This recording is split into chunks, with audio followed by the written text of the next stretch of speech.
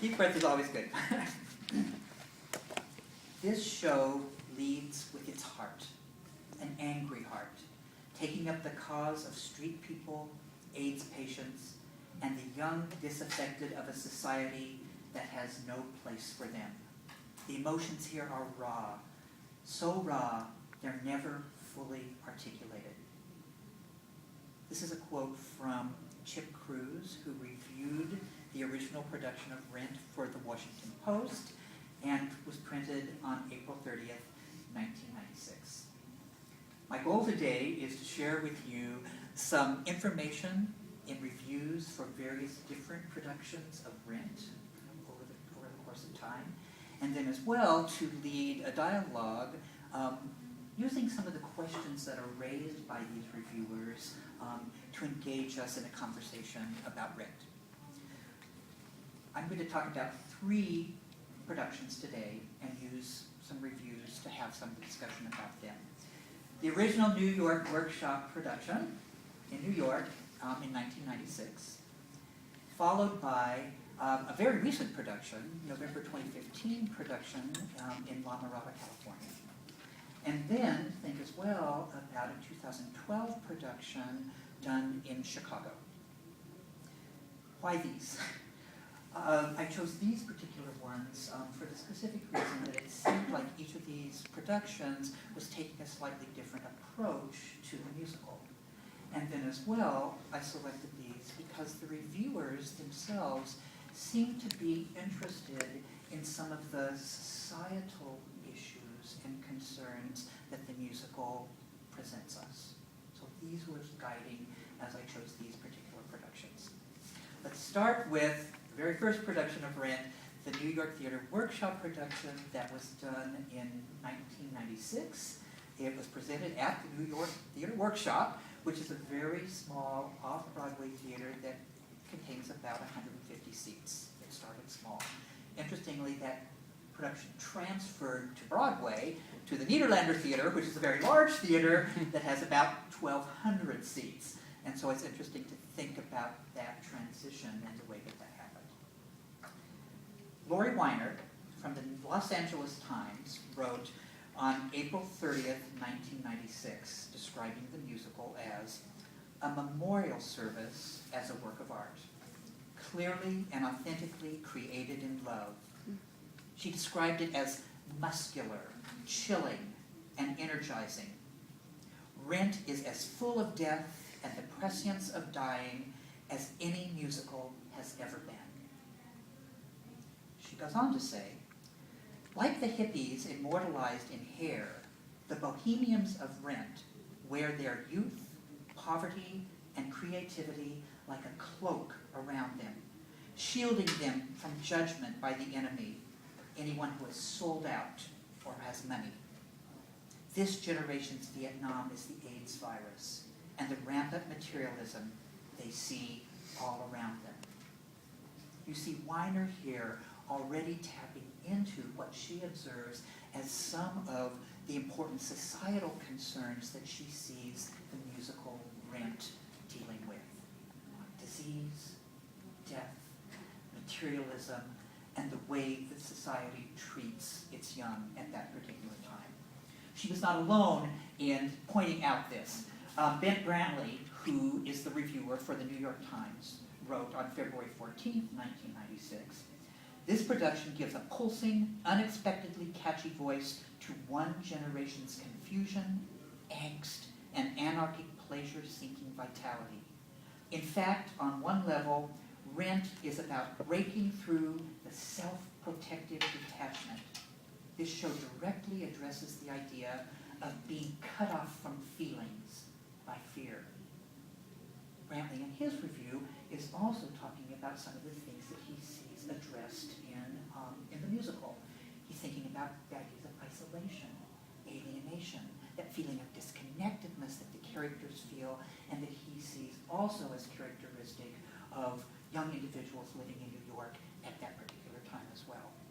And I think there's also implicit in there a criticism of society and government that allows these kinds of things to foster within a society. Chip Cruz, The Washington Post, April 30th, 1996, makes this much more clear and overt. He says, when the characters finally explode in fury, the target Rint can find is the society they believe has wronged them. There's no justice to the pain they have suffered. By its conclusion, Rint seems to invite diminished souls in the audience to forgive themselves as well. For aren't we all of us, victims of America? Unquote. The comments by these reviewers, I think, raise a lot of questions. And maybe one for our upcoming dialogue would be, in what ways does the musical Rent offer direct or indirect criticism of local and national democratic governments? So having thought a little bit about some of the reviews for that original production, it's interesting to think about kind of what happened to Rent, right? Because after its like 12-year run for over 5,000 performances, it has now kind of been disseminated kind of all over this country in tours and productions and internationally as well. It in effect kind of has become its own brand commodity, right? And so I think interesting questions happens when a musical makes that kind of a transition. Does it become commodified? Does it become less immediate? Does it sacrifice some of those goals associated with it? Is that fair game to think about it in those particular terms? That leads us into the second production that I take a look at, which is the one done in very recently, November of 2015 at La Mirada Theater for the Performing Arts in La Mirada, California, which is a suburb of Los Angeles. Okay. Mark Wheeler gives us context. He's writing for Gia on the Move, which is an online blog, okay, on November 12th, 2015. He reminds us, telling the story of starving artists, disease-plagued lovers, and utopian dreamers struggling to survive in AIDS-ravaged New York City, Rent made theater alive and relevant for young audiences with its cutting-edge sound, pop culture references, and sexually provocative subject matter in 1996. He's very much tapping into some of those same characteristics that those reviewers of that earlier production were mentioning. However, he goes on to say, Rent, in the La Mirada production, and I think he's thinking by extension, a lot of contemporary productions lacks the social relevance and impact that it once had. He says, a lot has changed since Rent shocked audiences with same-sex love stories and introduced a dying of AIDS trans person as a central character. He suggests this. Without a completely new directorial vision or a time capsule approach to reminding audiences of the intense homophobia and body-destroying, community-decimating impact of AIDS at that time, Rent as just a simple recreation of a bygone era comes across as dated. His review is a fairly critical one of the La Mirada production. While he suggests that the singing was great, the cast members were involved, it lacked something. Okay? He's thinking about this new context in which it was produced. He goes on to say, uninspired casting and costuming replicas further emphasize the point of relevance by referencing the too old to be current, too young to be nostalgic original Broadway production. These safe choices play less effectively as endearing tributes and in fact prevent many actors from making roles their own and depriving audiences of welcome inventiveness. He's critical of the La Mirada production and other productions because they play it safe. They don't stray very far from kind of the tried and true Broadway production, the touring productions, which became kind of a model for the production of the show. He concludes by saying this, while Rent remains a transformative game changer in the annals of musical theater, and I believe it was, if this production proves anything, It's that the time for reinvention or newly applied contextualization is now. So, I think Wheeler's comments suggest these kinds of questions that might be useful for us. How relevant are the characters and situations in Rent to today's audiences? What, if anything, needs to happen to make Rent more relevant? And has Rent become such a contemporary classic that many theaters fear to produce it without taking any risks? So, having talked a little bit about a recent production, let's think about a third production, and this was the one done in Chicago in 2012, that actually did take some different types of chances, okay? This was done at the American Theater Company and About Face Theater Company. It was a co-production between the two. It was staged in a very small theater that contained about 150 seats. It was staged in an alley setting, which meant that there were seats on two sides of the rectangular space and a narrow stage that ran down in the middle that allowed for very close intimacy between the actors and the audience. Critics enjoyed this. Hilton Alls, who writes for the New Yorker magazine, on May 24th, 2012, reminds us about the immediacy of Larson's original. Part of what made Larson's work radical at the time, he said, was the way that he recreated a world that illustrated how the government fiddled while places like the East Village and its poor burned.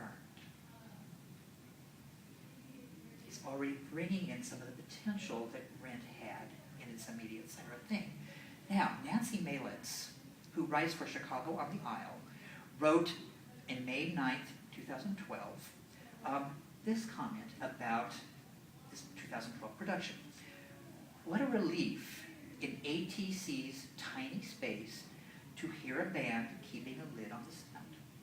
They lent an ear to the show's more deeply felt private moments and gentler insights, and there were many. This is an ambitious production that puts you at street level and bedside, so close you are practically inside the heads of Roger and Mark. Hilton Nelson, the New Yorker, goes on to say, very real-looking sets and costumes create a kind of emotional milieu where despair and the need to connect physically alternate from number to number, eventually adding up to something bittersweet and true. I don't think Cromer could have attained the genre-defying rawness and deep intimacy he achieves if he was working on a different kind of stage. So what these reviewers are suggesting is that in this type of production, taking this type of chance, some of those important thematic things about society began to emerge very powerfully once again and caught the attention of the viewers. Okay? Chris Jones, the Chicago Tribune, also commented about the production. He said, Cromer's staging points up the contrast between upper middle class kids whose rebellion is a choice and those with whom they share the frigid streets for whom poverty is a reality. Jones concludes by saying, those of us who've seen this great American musical a dozen times surely have never seen a more moving, honest staging. Bringing back all of these questions about society that Larson's dealing with. The Reese reviews of this 2012 Chicago production raise another set of interesting questions, maybe most importantly, how important is it in contemporary productions of Rent to bring into focus criticism of government interaction on issues of poverty, health, unequal distribution of wealth, support of the arts, etc., all of which Rent does. Okay, so now we've heard some critical reception of some productions of Rent, and what I'd like to do now is move into and open up a dialogue about the musical using some of the questions that these reviews have generated. All right. So here we go. Question number one to ponder is the first question that arises out of the original production reviews. In what ways does the musical Rent offer direct or indirect criticism of local and national democratic governments?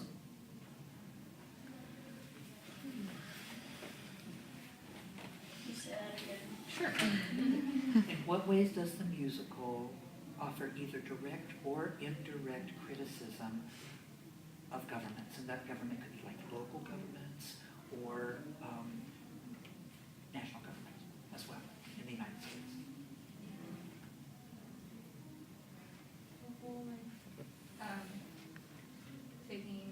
Making business area, the loft and all that. Yeah. How very good.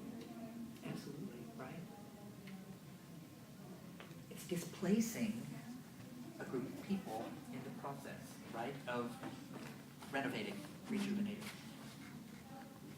Yeah, and the implicit criticism is the city's allowing this to happen. Yeah.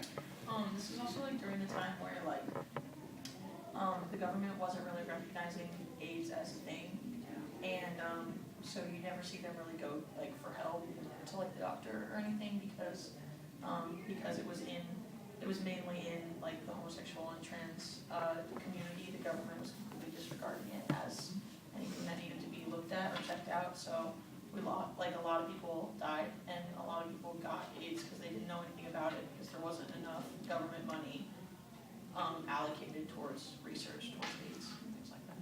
Absolutely. And that's criticism.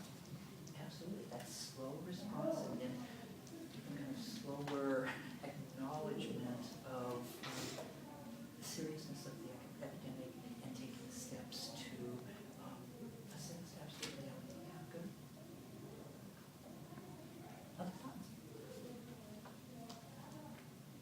I guess like just like the stature of the town that they are in, like the quality of living that they have, and like how the whole thing is about like how are they gonna pay rent and like the welfare of a person. Yeah. Absolutely. And is the government turning kind of a blind eye to the real poverty or the chosen poverty? Because I think we see both in rent of those individuals. Why isn't help forthcoming? Right? Why isn't something happening in terms of assistance? Yeah.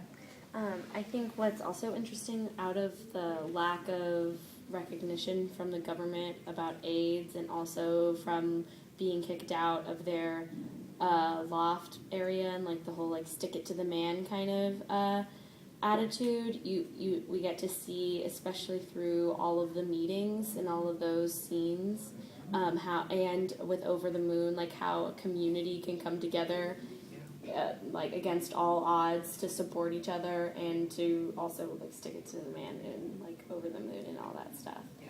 So it's kind of like a FU to government.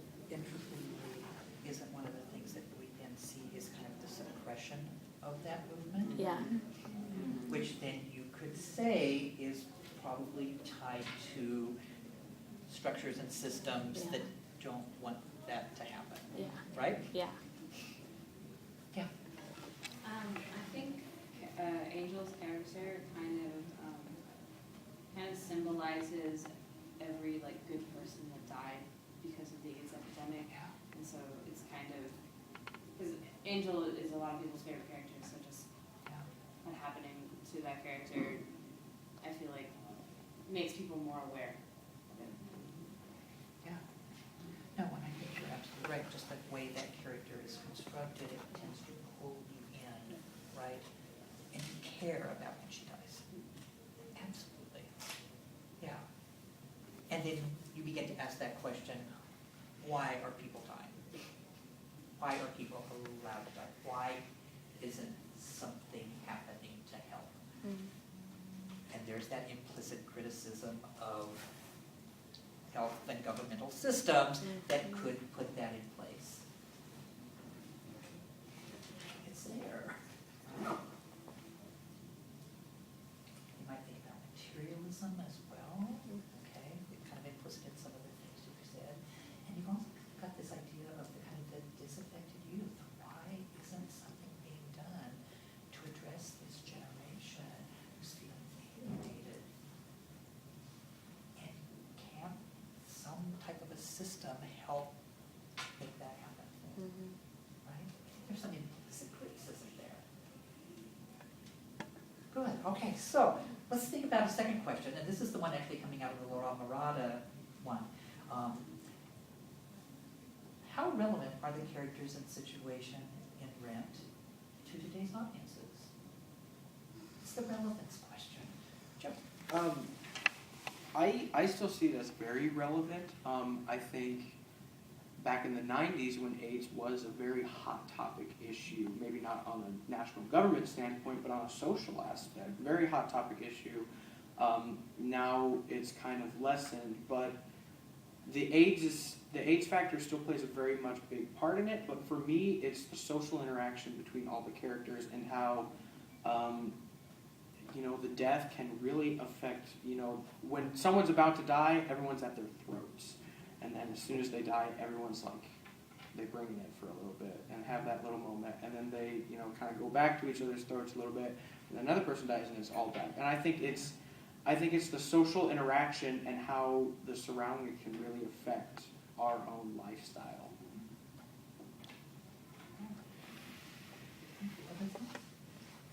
Relevance. It's the relevance question.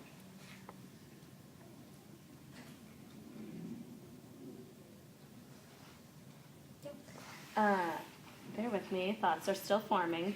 I think it is still relevant because AIDS 1 is still happening, but AIDS can be paralleled, that issue can be paralleled in many bigger issues that are happening in today's society. And there are so many risks that can be taken from a directorial standpoint to make it clear that, yeah, we're talking about AIDS, but we're also talking about race. You could make Roger African American. You could make Mark African American, and you could also base it in, I don't know, some other way, and because race is still an issue, and equality and same-sex marriage, even though it was passed in the Supreme Court, doesn't mean that we're all howdy-doody-dandy. So I think it still brings up the hard topics that no one really wants to talk about, which is what Jonathan Larson aimed to do, which is to make a difference and to make someone and make people think. And I definitely think that with the right cast and the right way and the right way to go about directing it, you can easily affect people. Yeah, definitely going on top of that.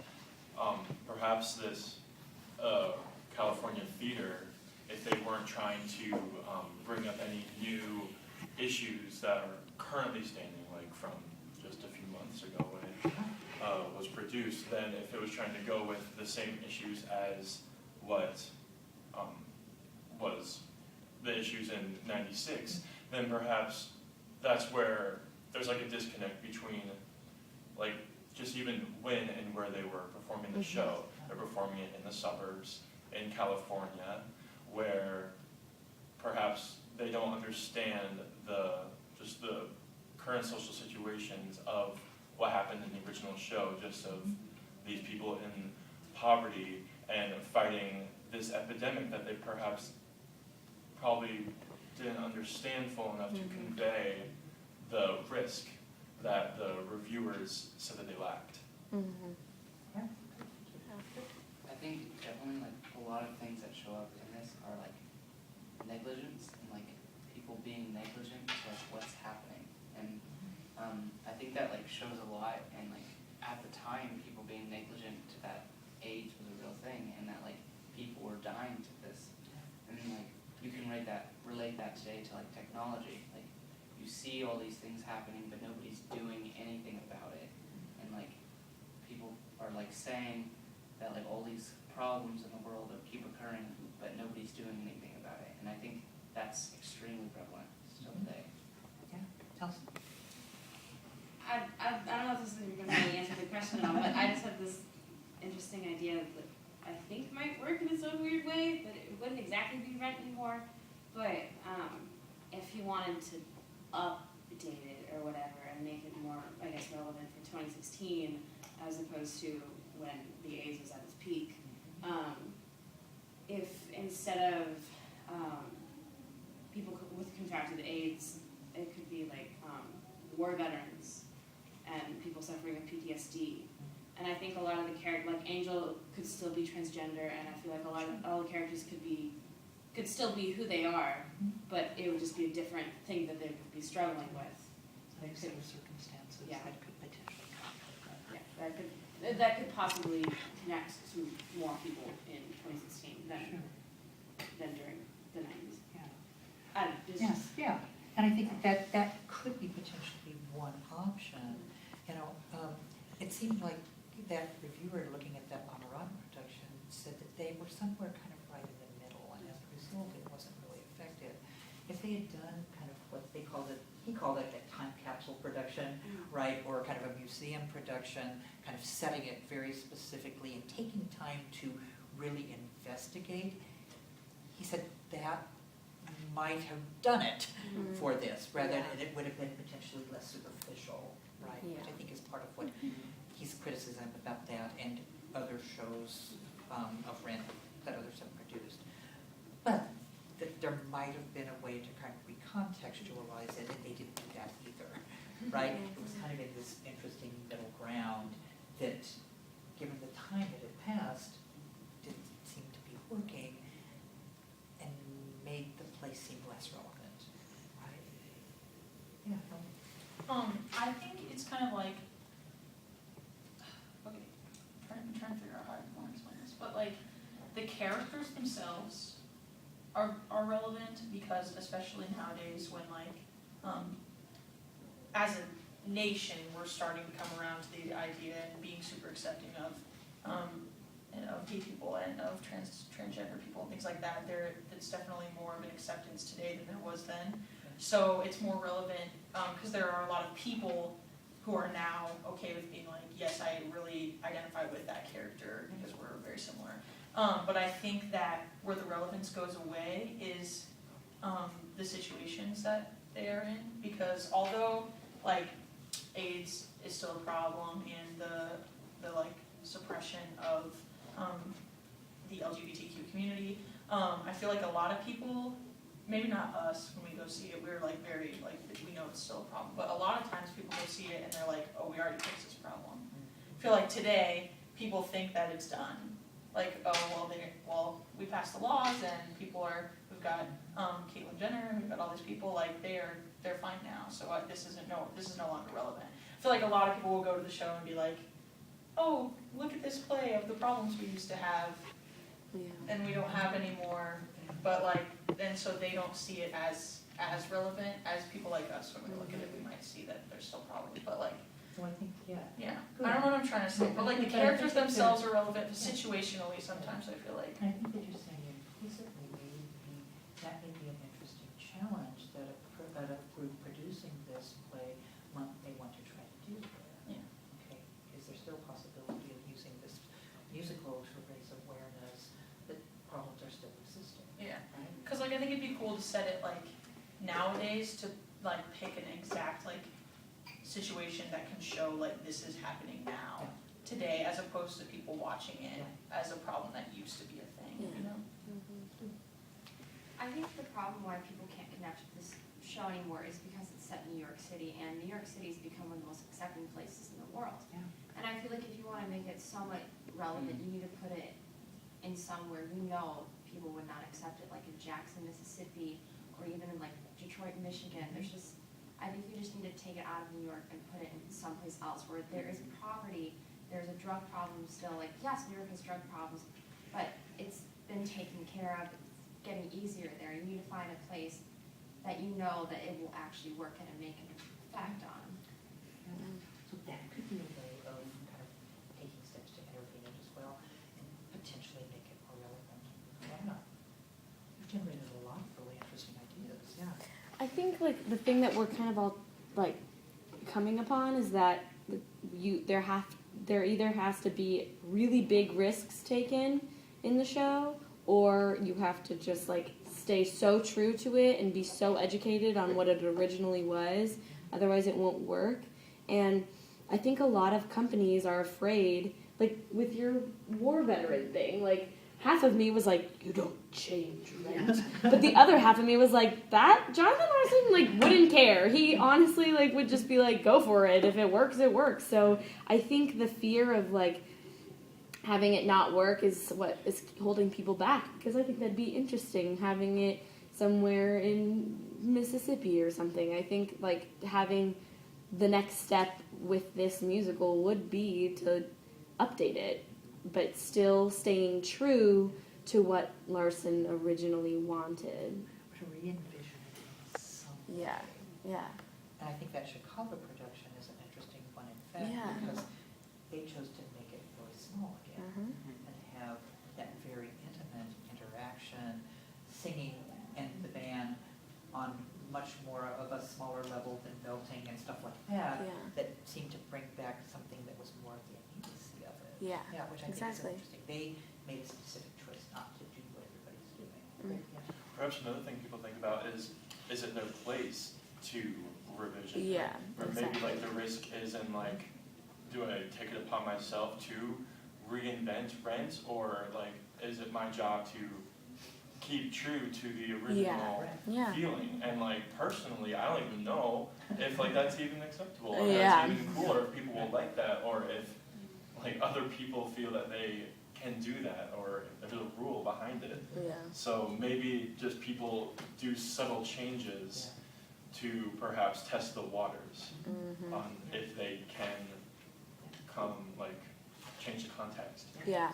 No, and then you raised really, really good points. Yeah, has enough time passed where we might be able to re-envision what fits? My thing that I know is like a hard thing for me when reading and listening to Rent is, luckily I saw the movie first. I feel like the stage show is more confusing than the movie, because there's more dialogue in the movie. Right. And I feel like that's because that can be one of the reasons why people don't connect with it as much, because at the time, people understood what was going on, so you didn't need as much context to understand what was going on, because they were living it at the time.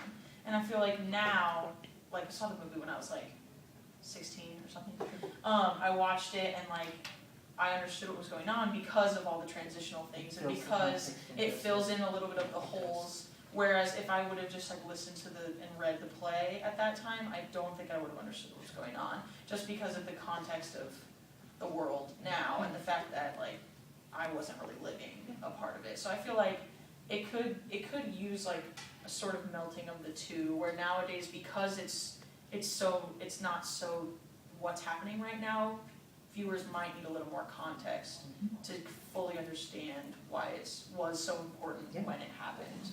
So, just adding on to what she said, and I always feel like I'm the one who's like, I don't understand theater. Like when I read Rent, I didn't know anything about it. Like I knew that there was a movie, but I've never seen it. And like I went in, and it took me like halfway through the play to like even know that Angel was a transvestite or crossdresser or what exactly she is, and like figure things out and like understand that they were talking about AIDS and all this stuff. And so like more context probably would help me out personally. No, I think that's a really great point. Yeah. Because now I want to go back and read it all again. With this Now that I conversation. understand. With this conversation. No, that's really great.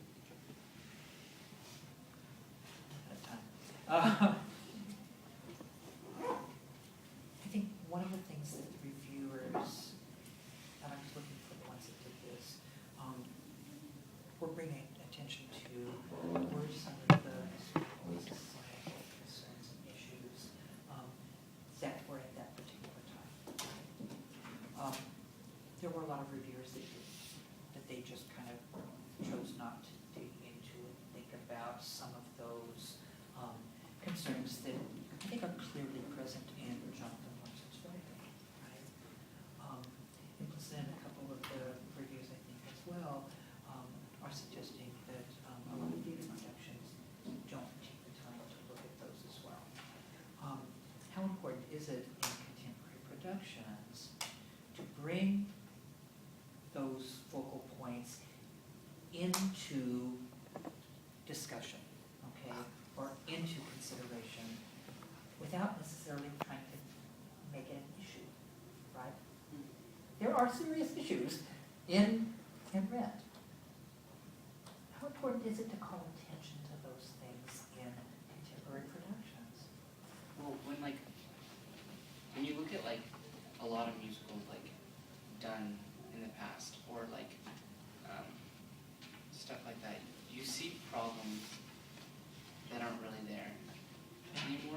And I would argue to say that Rent is almost a period piece in a sense, because its ability to speak to that time frame, Yeah. yet its inability to speak to reference this time frame, because it's not a contemporary musical, Right. and it never it was when it was, but it's not now. That was smart. Yeah, I think I think it's always important when you're looking at past musicals. Like, those issues never really go away, and they may not be spoken about as much, but like they're still there. There's like an underlying tone of it, no matter what. And so like each time you see that show, or each time you see a musical from the 50s, you may not immediately be able to relate to it, but its message is still just as important as it is now to contemporary theater. Thank you. So, in the end, I'm going to thank you for participating in this dialogue. My goal today was to inform you a little bit about some of the reviews that have been written about productions of Rent, and then also to engage in a dialogue on questions that some of those reviews represented and brought into effect. We talked about the 1996 production of the New York Theater Bookshop, the original production in New York. We talked about a very recent production in November of 2015 in La Mirada, California. And then we also talked a little bit about the 2012 production in Chicago, and used those as kind of a foundation for starting to talk about in terms of the dialogue. In terms of a takeaway point, I think it's one of the things that I hoped to kind of call attention to today is to think that Rent does really have some important things to say about the society at the time and life in the United States and institutional or governmental response to some of those concerns and issues. Too often it seems like those were overlooked in some of the reviews, but also in some of the productions. So I think if you kind of take away something like that, I think that's a key thing. So to end with, I will pose this question that was articulated by Chip Cruz, and he was the Washington Post writer.